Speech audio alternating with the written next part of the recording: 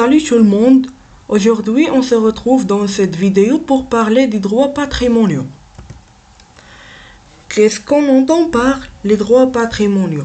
Les droits patrimoniaux sont les droits subjectifs qui sont susceptibles d'une évaluation pécuniaire et qui entrent à ce titre dans le patrimoine de l'individu.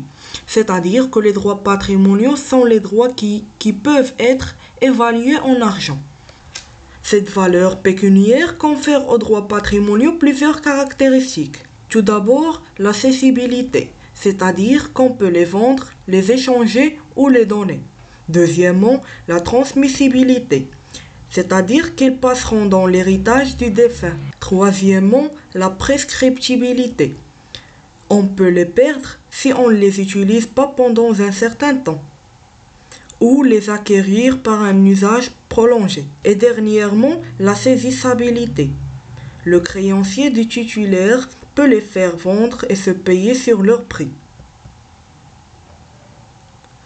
En bref, on peut dire que les droits patrimoniaux sont cessibles, transmissibles, prescriptibles et saisissables. Parmi les droits patrimoniaux, on fait la distinction entre les droits réels et les droits personnels. Le droit personnel ou obligation est le droit qu'une personne appelée créancier d'exiger une certaine prestation d'une autre personne appelée débiteur. C'est donc une relation juridique entre deux personnes.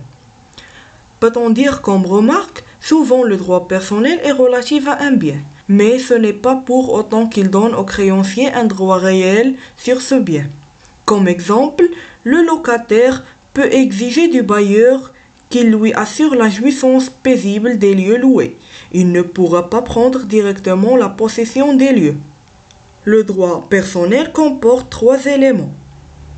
Le créancier, c'est le sujet actif du droit.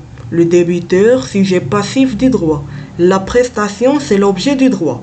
Ce droit appelé droit de créance, quand l'envisage du côté du créancier, est appelé dette ou obligation, quand on se place du côté du débiteur. Les obligations se divisent en trois grandes catégories selon les prestations promises par le débiteur. On a une obligation de donner, c'est-à-dire que le débiteur s'engage à transmettre la propriété d'un bien lui appartenant. Exemple, le vendeur, le donateur, celui qui cède une créance. Deuxièmement, l'obligation de faire. Le débiteur s'engage à accomplir une certaine prestation. Comme exemple, le débiteur qui s'engage à peindre un tableau, à dessiner les plans d'une maison, à livrer une marchandise, à soigner un patient. Et troisièmement, l'obligation de ne pas faire. Le débiteur s'interdit de faire quelque chose. Comme exemple, le vendeur d'un fonds de commerce s'engage à ne pas ouvrir dans la même ville un établissement concurrent. Comme un autre exemple, le contrat de vente. Le contrat de vente est un transfert de propriété du bien d'une personne à une autre. Les droits réels. Les droits réels sont les droits quand l'on a sur une chose corporelle susceptible d'appropriation. C'est l'exercice du pouvoir direct sur une chose, comme exemple le droit de propriété.